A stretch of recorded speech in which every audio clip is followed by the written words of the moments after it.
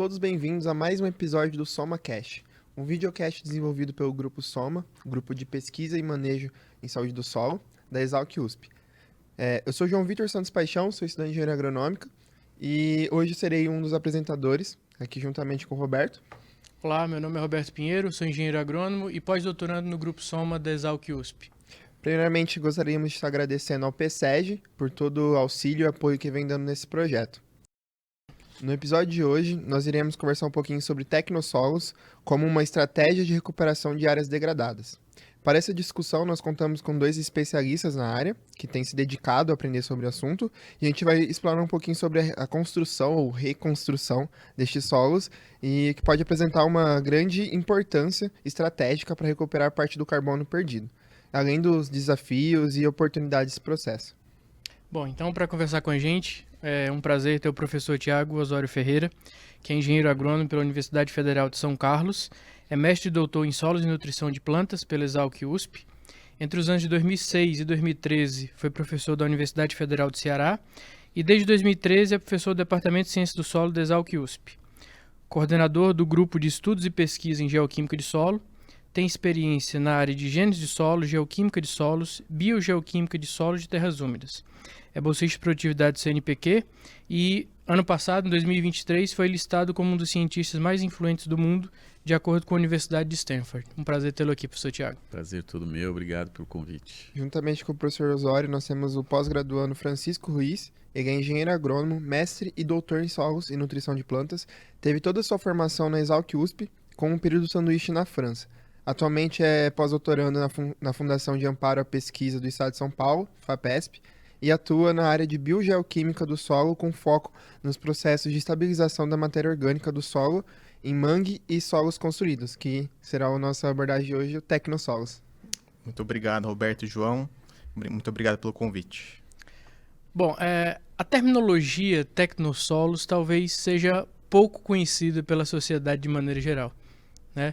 Então, nada mais importante do que a gente começar esse episódio com o conceito de tecnossolos e com um gancho já de o que difere esses solos dos demais tipos de solo que a gente encontra. Bom, eu vou dar uma introdução e vou passar para o especialista, como o Roberto e o João falaram. O Francisco fez a tese com tecnossolo, né? Mas é importante lembrar que os tecnossolos, assim, apesar de parecer às vezes, não é um nome inventado, né? É um nome que diz respeito a uma classe de solos que foi reconhecida, se eu não me falha a memória, em 2006. Ela foi incorporada no sistema de classificação da FAO, a WRB. Então, ela é, na verdade, uma classe de solos, que ainda não é reconhecida, não foi incorporada em todos os sistemas de classificação, né? Nem no norte-americano, salvo engano, e nem no sistema brasileiro de classificação de solos, né? Ainda não existe uma forma de contemplar esses solos nesses outros sistemas. Mas a WRB o fez em 2006, né? Agora, Chico pode, acho que, dar os pormenores do que são os tecnossolos do ponto de vista taxonômico e as diferenças. Isso. Então, como toda classe de solo, tem certos requisitos, né, para que esse solo se enquadre como um tecnossolo. O principal deles é que o solo tenha pelo menos 20% em volume, nos primeiros 100 centímetros, de um material chamado de artefato. Um artefato é qualquer material que tenha sido feito ou modificado pelo homem. Então, ele precisa ter esse volume de 20%, né, nos primeiros 100 centímetros, de um material feito pelo homem. Ou, então, outro requisito é que seja um solo selado por algum material também antrópico, como, por exemplo, pavimentação, asfalto. Então, essas são as características taxonômicas para que um solo seja enquadrado como tecnossolo. Uhum. É legal dizer também que, né, Chico, que os tecnossolos, eles podem ter essa ação da atividade humana, ela pode ser intencional, né? Ou seja, você pode produzir um tecnossolo de forma intencional, planejada, né? Ou, o que muitas vezes acontece, você tem um tecnossolo formado não intencionalmente. Você tem um tecnossolo que funciona como um solo da mesma forma, operando pelos mesmos processos, sobre o mesmo paradigma do funcionamento dos solos naturais, né? Mas de forma não intencional, né? Então, eu acho que o grande X da questão nos tecnossolos é quando a gente parte para um uso intencional desses solos, né? Que eu imagino que a gente vai conversar sobre isso aí. Sim, vamos falar um pouco mais sobre isso. E É importante também, o Chico destacou a questão da ação antrópica, né? No próprio conceito dos tecnossolos. E a gente tem também os antropossolos, né? Que são as terras pretas de índios, se encaixam nas terras pretas de índios, né? Uhum. E que também tem essa influência da ação antrópica. Conceitualmente, qual seria a principal diferença entre esses dois grupos de solo? Eu vou falar e o Chico arredonda aí, Chico. Uhum. Os antropossolos estão mais associados a um uso e ocupação, né, pela ação humana muito extenso, né? Então, foi mencionada a terra preta do índio, né? Então, os antropossolos têm mais uma relação de um uso intenso por longos períodos de tempo, com adição de diversos materiais a esse solo, ao ponto de você produzir horizontes específicos que marcam a presença dessa ação humana prolongada, né? Em contrapartida, os tecnossolos têm a ver com artefatos, vamos dizer assim, mais atuais, de uma atividade tecnológica mais recente, por isso o nome tecnossolos, né? Então tem uma diferença aí grande de cronologia de como de como esses solos se formam, né? E como eles se desenvolveram. Bacana. Perfeito. Então, como o professor destacou, então, pensando nos cinco fatores de formação do solo, ele enfatizou bem o tempo, né? A forma de uso da terra, pelo uso prolongado no caso dos antropossolos e um uso mais recente nos tecnossolos. E ainda pensando nos fatores de formação, outro que é bastante importante é o material de origem.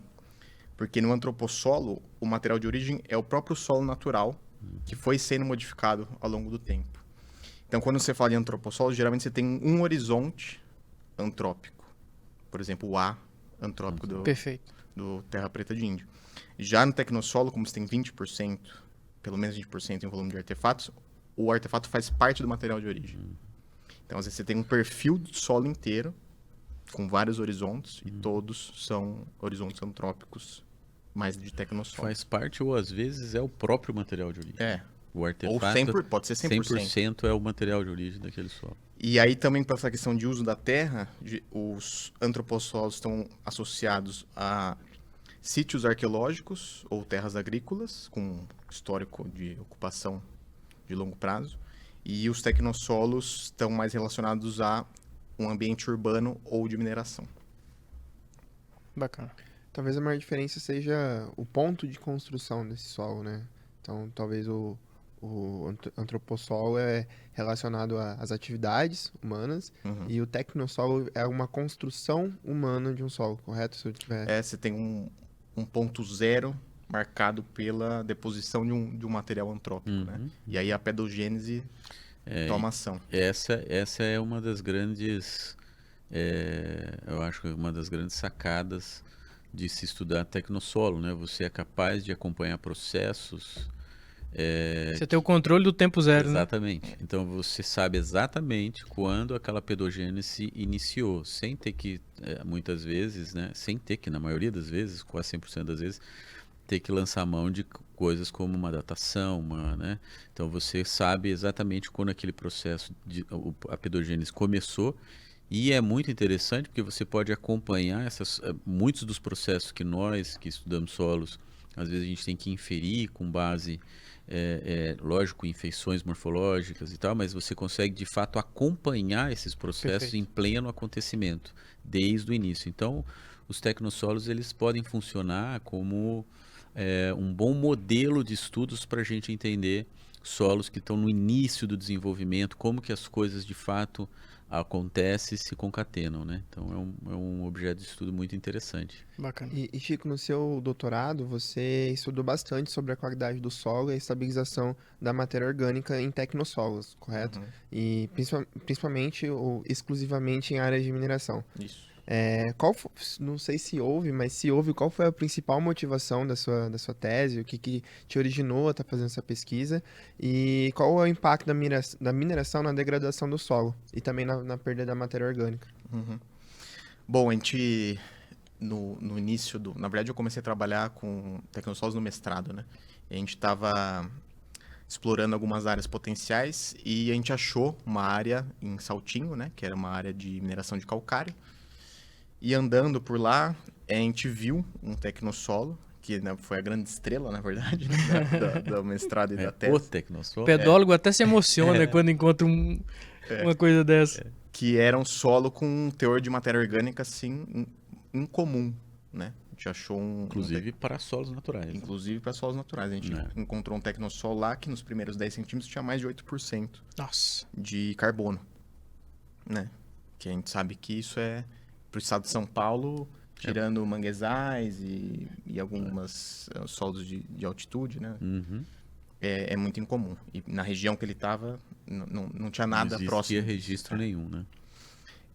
Então, isso veio a pergunta, né? Por que tem tanta matéria orgânica nesse solo? E aí a gente começou a estudar os tecnossolos com foco, inclusive, em recuperação dos estoques de carbono. Porque se a gente viu um tecnossolo que, no caso, tinha 20 anos, com um teor tão alto de matéria orgânica, a gente pensou que isso poderia ser um potencial de recuperação de estoque de carbono perdido pela mineração. E aí, aproveitando a segunda pergunta, a perda de matéria orgânica é quase que total quando você minera, né? Principalmente na mineração em cava a céu aberto, porque você remove o solo, e se você não fizer o manejo adequado do que eles chamam de topsoil, mas que na verdade é todo o solo, né? Que foi desestruturado e colocado numa pilha, em pouco tempo, em coisa de 5, 10 anos, você perde praticamente toda a matéria orgânica que estava ali. Então, na cava onde você tinha um estoque X, depois de 5, 10 anos, você vai ter praticamente zero. Então, com a mineração, a gente pode estar perdendo todo o nosso estoque de carbono. Inclusive da biomassa da vegetação também, né? Que é outro ponto É a primeira bem, coisa é o primeiro que vai embora, né? É a primeira coisa que vai ser removida, Sim. né? E depois o solo, o topsoil, né? Que na verdade, como o Chico mencionou, não é o topsoil, é o solo É o inteiro. solo inteiro, a profundidade que... Então você está perdendo todo esse carbono, né? E não é só carbono, né? Na verdade você perde toda a parte estrutural, você perde banco de propago, você perde nutrientes ao longo da estocagem desse topsoil, se é que essa estocagem vai acontecer ou não. Então, restaurar, revegetar cavas a céu aberto é sempre um desafio. E só para complementar a resposta do Chico, essa área de estudo é uma área muito especial porque ela tinha cavas com diferentes idades de restauração com tecnossolo. Então ele tinha uma cava, ele iniciou os trabalhos com 3 anos, com 7 anos, e essa cava mais antiga com 20 anos de restauração com tecnossolo, que foi onde a gente encontrou esses teores de carbono, né? E assim, o nosso grupo, né, o GPGEL, que começou a estudar isso, e aí vale a pena mencionar, muito pela influência e pelo exemplo e pela inspiração de 2 pessoas. Uma é o professor de Santiago de Compostela, o Felipe Macias, que é o grande especialista, arrisco dizer que na Europa é provavelmente o maior especialista em tecnossolos que a gente tem ainda em atividade na atualidade, e o professor José Luiz Otero, que é um grande parceiro nosso, tanto nos tecnossolos e principalmente nas áreas úmidas costeiras, que foi tema de um outro episódio aqui do SomaCast. Então, muito do que a gente fez em tecnossolos vem do meu período de doutorado sanduíche lá, conhecendo os dois e conhecendo o estudo deles dois nessa linha. Sim, e Chico, do que você observou no seu mestrado, no seu doutorado, esses tecnossolos que são observados, eles podem ser uma alternativa para a descarbonização no setor de mineração no Brasil e também no mundo. Querendo ou não, é uma atividade que ela é ao longo do globo. E principalmente nas adaptações às mudanças climáticas, se ela consegue, se essa descarbonização consegue auxiliar nessa proposta. Uhum. Com certeza. Então a gente viu esse solo com alto teor de matéria orgânica, mas era um caso especial, vamos dizer assim, né? Então, isso, na verdade, a gente viu um potencial, obviamente, né? Principalmente para esses tipos de rejeitos que eram da mineração de calcário, mas a gente quis saber exatamente isso depois, no outro trabalho, de qual seria o potencial de recuperação desses estoques que são perdidos, né? Na mineração, estoque do carbono do solo, no nível de país, né? E não só com rejeitos de mineração de calcário, mas com vários outros tipos de rejeito. E a gente fez um trabalho que juntou uma revisão de literatura com um trabalho de mapeamento de estoques de carbono. E a gente estimou que com a reconstrução de solos, né, através de tecnossolos, para recuperar essas cavas, a gente conseguiria recuperar de 30% a 60% do estoque de carbono. E isso, né, num espaço de tempo bem pequeno, né, de 10 a 20 anos, que é a maioria das idades dos tecnossolos. Né? E o objeto de comparação foi uma mata nativa ou foi um... Foi o solo no seu estado natural, né, antes da degradação. Nesse trabalho, inclusive ele está sendo modesto, porque o trabalho foi publicado no portfólio, numa revista Portfólio da Nature, muito bem publicado, inclusive. Existe alguma possibilidade de, ao longo prazo, estimar também uma recuperação de carbono em biomassa vegetal, por exemplo? Porque no primeiro momento, pelo que eu entendi, essa recuperação foi feita por o estoque de carbono no solo, né? Mas aí, após o estabelecimento de uma vegetação, seria possível também estimar esse... Eu acredito que sim. Aí vai depender muito do uso, né? Que a gente vai dar essas novas áreas. Mas eu diria que o potencial de recuperação da biomassa é praticamente 100%, desde que esses solos sejam saudáveis e consigam garantir o crescimento de plantas de novo. Né? E que, mais uma vez, se construídos... Um detalhe importante, né? Nessa revisão de literatura, a gente pegou praticamente todas as informações que tem sobre tecnossolos. Como o professor mencionou, né? Que podem ser construídos de forma intencional ou não intencional. Se a gente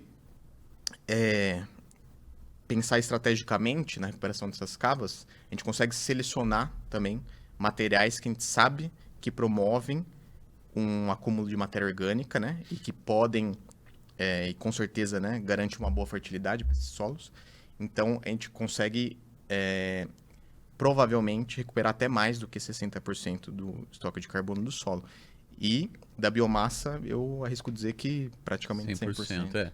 Vale mencionar, né, que as áreas que o Chico trabalhou no doutorado, 2 delas estavam destinadas ao plantio de cana-de-açúcar. Então, assim, você não precisa restaurar. Aí, essa é uma questão de legislação e vai variar de país para país, né? Tem países que restauram essas cavas e colocam para uso agrícola, com tecnossolos, e colocam para uso agrícola normalmente, né, para pecuária, para cultivo, né. No caso, as que o Chico trabalhou, tinha uma com pasto, uma pastagem, 2 com cana-de-açúcar, né. Então, assim, o potencial para desenvolvimento de planta, isso está mais do que, né, provado. O que a gente, o foco era entender, assim, como que um solo, em 20 anos, foi capaz de sequestrar e acumular conteúdos de carbono muito superiores ao dos solos naturais do entorno, que foram formados do mesmo material de origem, né?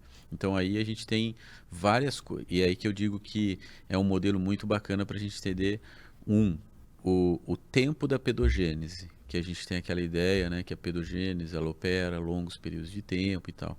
Agora, quando a gente fala de tecnossolos, a gente consegue ver essas coisas acontecendo com muito mais velocidade. Isso, para quem gosta de pedogênese, é brilhante, porque você é quase que você enxergar coisas acontecendo em tempo real, né? Então você parte de materiais cominuídos, né? No caso da mineração, materiais que já foram diminuídos em tamanho em função de uma dinamitação, na derrubada de uma bancada, né?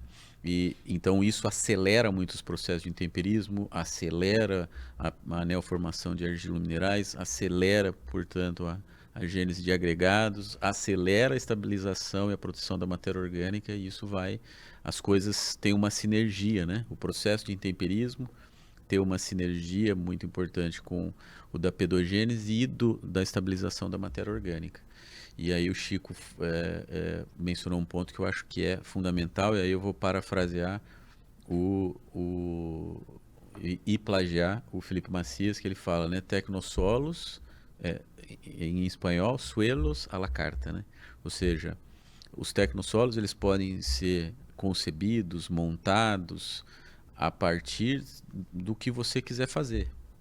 Você pode montar um tecnossolo extremamente fértil para uma revegetação. Você pode montar um tecnossolo, e a gente já fez isso, para funcionar como uma barreira geoquímica para contaminantes, né? Para descontaminar uma área ou para isolar essa área, estabilizar uma área contaminada. Ou você pode produzir o que a gente tem chamado de Climate Smart Soils, né? Climate Smart Tecnossolos. Você pode produzir tecnossolos com um alvo em sequestrar carbono de forma mais rápida e mais estável do que solos naturais.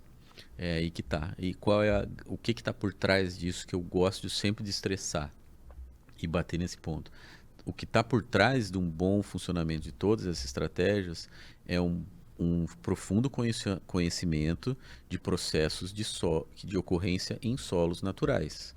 A partir do momento que você conhece o mecanismo de processos de solos naturais, você é capaz de induzir eles e mimetizar eles num sistema artificial, escolhendo bem. E aí eu digo de escolha e proporção dos componentes que vão fazer parte do teu solo artificial, do teu tecnossolo, e a planta que vai começar a mexer e colocar vida nesse sistema para ele funcionar e desempenhar. Então, assim, às vezes eu tenho medo que as pessoas ouçam sobre tecnossolo e acham, não, vamos misturar umas coisas aí, não é assim que funciona.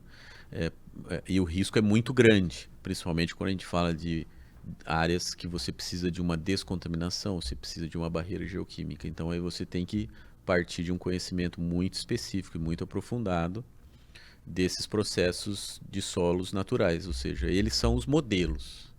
E a partir dos modelos você concebe algo para mimetizar. E muitas vezes, quando a gente faz um bom serviço, eles superam o desempenho dos solos naturais. Que bom. Então, Mas esse planejamento é muito, muito importante para demais. a função que eles vão executar. Né? Exatamente. E Chico, você comentou também sobre a qualidade desses solos. Né? No seu estudo, qual foi assim, os principais desafios de avaliação da qualidade do solo nessas áreas de tecnossolos? No caso dos solos da mineração de calcário, o maior desafio foi na verdade, foi desde a coleta até passando pelas análises laboratoriais e até os cálculos de estoque de carbono, por exemplo.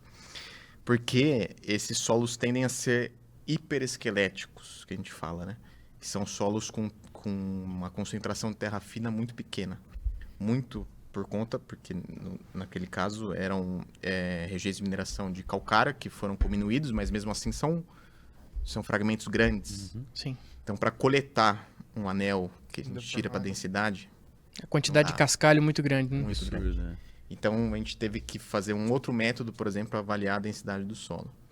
Questão física também, né? A hora que a gente avalia a qualidade, os parâmetros físicos para entrar no índice de qualidade, foi bem desafiador também.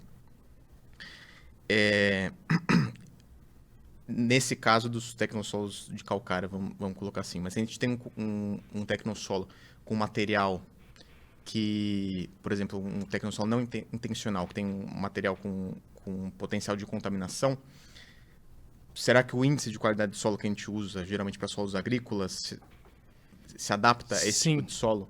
Sim.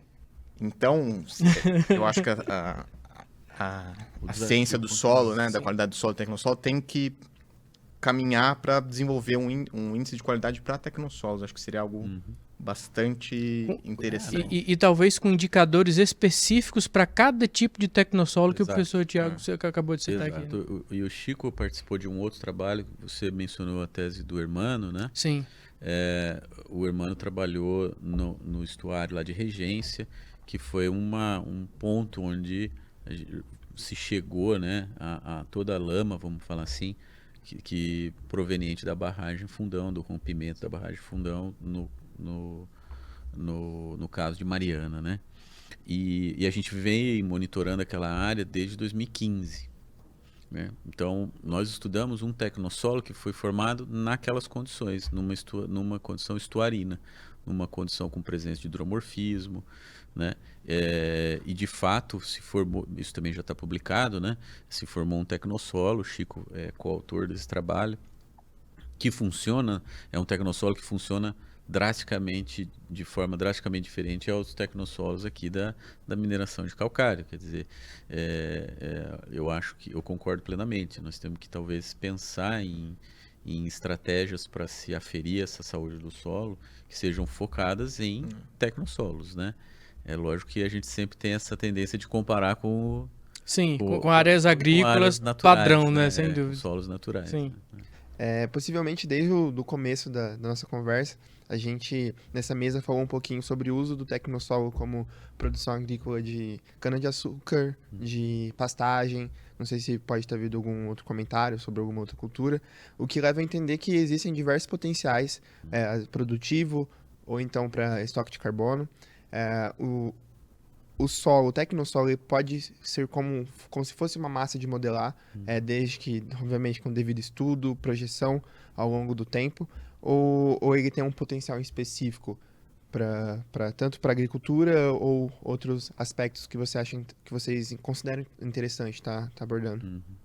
Eu entendo que, aí depois eu passo a bola para o Chico, mas eu entendo que no caso dos tecnossolos, se você parte de substratos, componentes, que não oferecem nenhum risco inicial de contaminação ou da presença de algum poluente,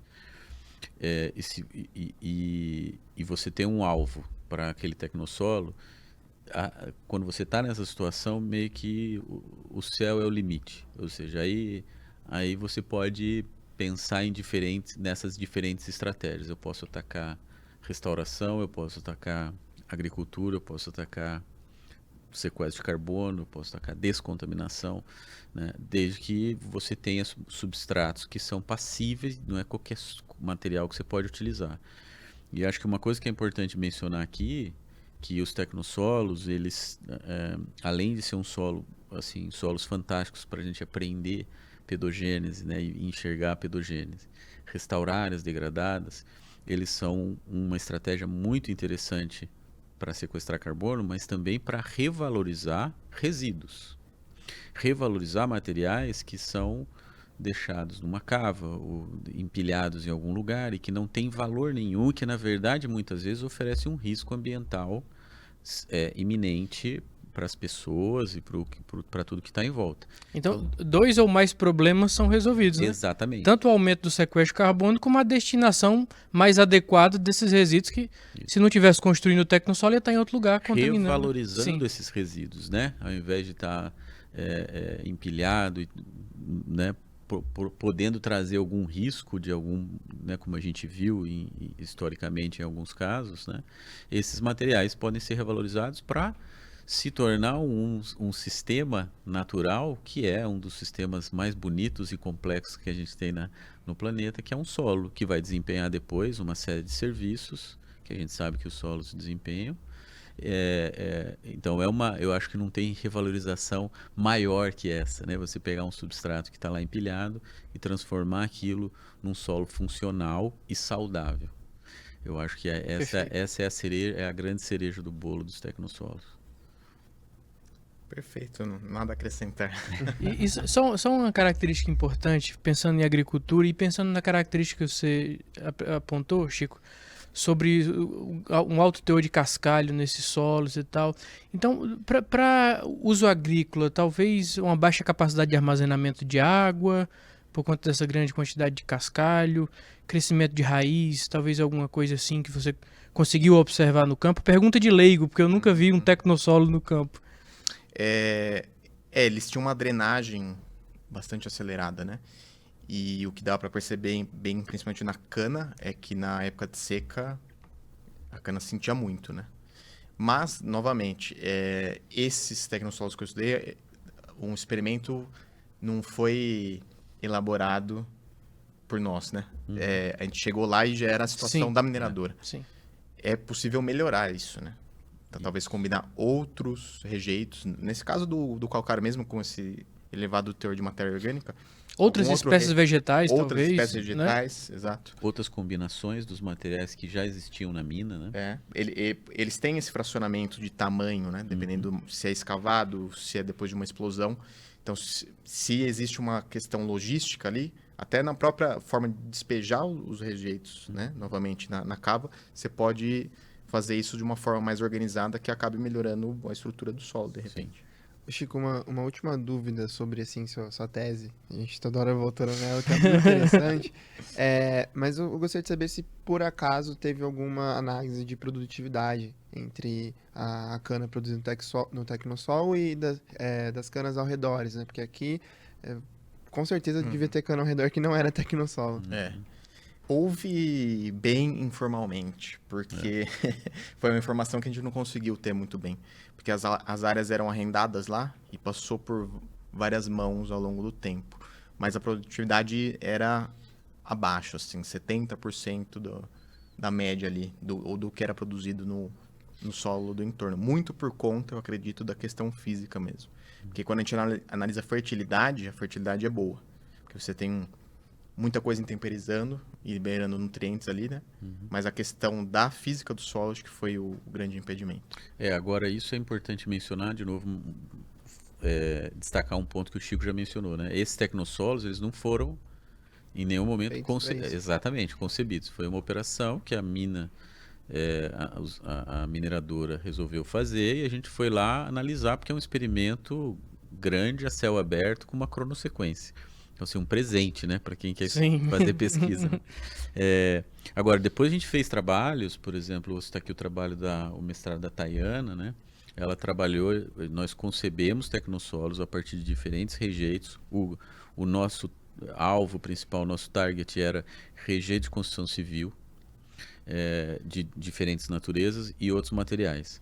Nós bolamos 4 tecnossolos e comparamos com o latossolo textura média que a gente tem no campus da Exalc, né? E a Tayana trabalhou com 3 espécies nativas, arbóreas nativas. E 2 tecnossolos tiveram um desempenho, pensando na planta, muito superior ao latossolo. Caramba! Muito superior. Sim, né? Então, assim, quando você concebe, ou seja, você bola aquilo focando no nosso caso será possível restaurar áreas degradadas com espécies nativas, né? Usando tecnossolos e revalorizando rejeitos e produzindo e fazendo com que essas plantas se desenvolvam? Sim. E depois ainda a gente fez, em parceria com o Maurício Querubim, um índice de qualidade, uma análise de índice de qualidade do solo, e de fato as plantas mostravam o que o índice depois confirmou, que a qualidade dos tecnossolos era superior ao do latossolo, lá, a textura média que a gente tem no campus da Exalc. Isso mostrando que o planejamento é a chave de sucesso. E o entendimento dos solos, né? Eu parti sempre daí. Agora eu vou fazer uma pergunta para ambos, que eu acho que talvez seja uma pergunta mais polêmica aí do episódio de hoje. Complexa, eu diria. Né? Na opinião de vocês, quais são as dificuldades que a gente vê para envolver a comunidade científica, os tomadores de decisão, que seja políticas públicas, né? Políticas públicas, exatamente. O público geral na discussão e implementação de políticas relacionadas aos tecnossolos. Isso que já é um conhecimento do tecnossolos que já vem sendo recente, né? Então, como que a gente consegue estar engajando, relacionando esses stakeholders? Eu acho que como em toda coisa nova, o tecnossolo é um tema, do ponto de vista científico, que ele não é tão novo, mas ele é bastante novo no Brasil. Ele não é tão novo a nível, né, global, mas para o Brasil ele é bastante novo, bastante recente, né? E acho que tudo começa aí. E eu acho que isso aqui que a gente está fazendo agora é uma das coisas mais importantes, a gente ser capaz de comunicar o que a ciência produz extramuros, né? Conseguir mostrar a importância disso mas mais importante que isso, né? Ter a oportunidade de fazer isso, de divulgar de uma forma bacana, clara. Não só no artigo científico, que é a nossa moeda de troca do nosso trabalho, mas além do artigo científico, né? Exato. Então eu acho que boa parte vem do conhecimento, da divulgação recente agora. em breve deve sair. A gente teve uma conversa com uma jornalista da agência FAPESP. Então, a gente sempre busca fazer essa divulgação. Esse convite a gente aceitou, obviamente, uma honra, um prazer imenso, mas também é sempre legal para a gente fazer essa divulgação dos tecnossolos, né, e do potencial, né? Eu acho que tem muita coisa para aprender sobre eles, porque o Chico, não lembro se o Chico mencionou isso, mas quando ele fez essa revisão bibliográfica do que existe de tecnossolos, a grande maioria é hemisfério norte. Ou seja, a gente tem muito pouco conhecimento produzido em tecnossolos em ambiente tropical, vamos falar. Então para o Brasil, a gente tem muito ainda para estudar, muito para aprender, muito para avançar, esse é um ponto, e a gente precisa ser eficiente não só na pesquisa, mas nessa divulgação, para chegar nos tomadores de decisão, para chegar naqueles que estão envolvidos com políticas públicas, né? E eu acho que também outra questão que ajudaria bastante seria a incorporação da classe de tecnossolo no Sistema Brasileiro de Classificação de Solos, né? Porque quando a gente escuta o nome tecnossolo, né, parece algo de outro mundo, né? Então, até para um estudante de graduação que está aprendendo classificação de solos, a hora que ele sabe que existe tecnossolo, acho que já abre um caminho novo também, né? Não soa tão estranho a hora que ele vê isso fora do ambiente de sala de aula. Então, acho que isso também ajudaria bastante. Talvez uma etapa para a gente vencer todas as outras seria que a comunidade científica de ciência do solo abraçasse mais essa causa politicamente, né, para gerar um engajamento político e defender mais essa causa e essa estratégia tão importante de amenizar os impactos ambientais, né? Sem dúvida, Com certeza. sem dúvida. Bem, como pergunta final para ambos, gostaria de perguntar para vocês como que vocês enxergam o futuro relacionado a tecnossolos. Pode ser na pesquisa, pode ser até para uma pessoa que está entrando agora na graduação. O que vocês acham que pode ser o maior potencial? Ou então para algum interessado, talvez um produtor, ou então alguém que tem uma mineradora, né? Foi o caso que o Chico trabalhou. O que o pessoal deveria ficar atento a essa notícia? Olha, eu acho que se a gente está longe de ter uma compreensão ampla de solos, no geral, de tecnossolo a gente está menos ainda, né?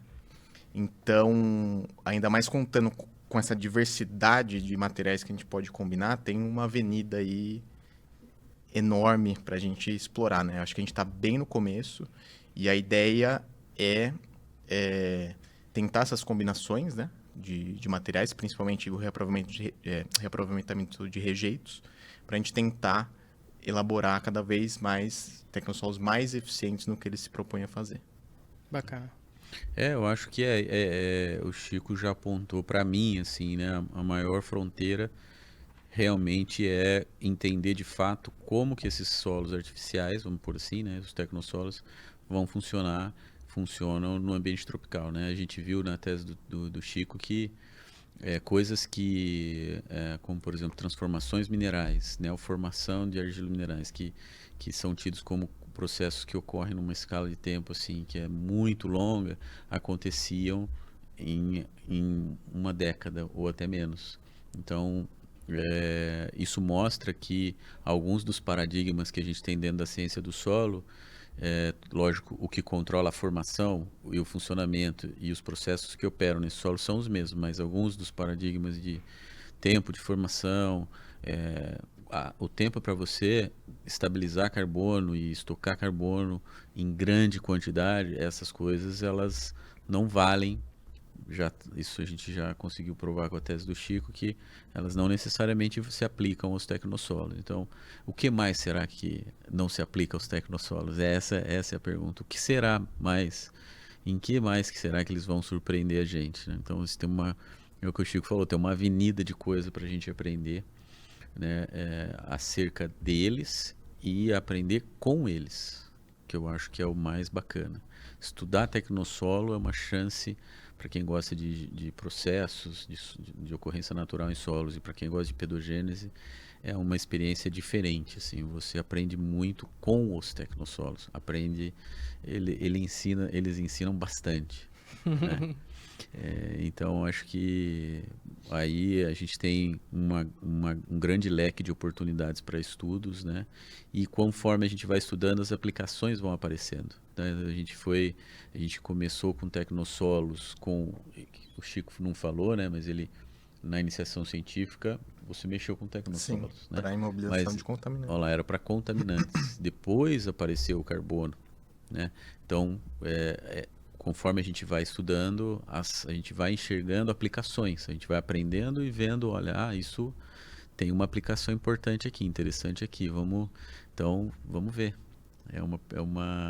É um ponto de interrogação que fica aí para o futuro e que a gente está ansioso para atacar ele sempre que a gente tiver a chance. Bacana, isso é muito bom.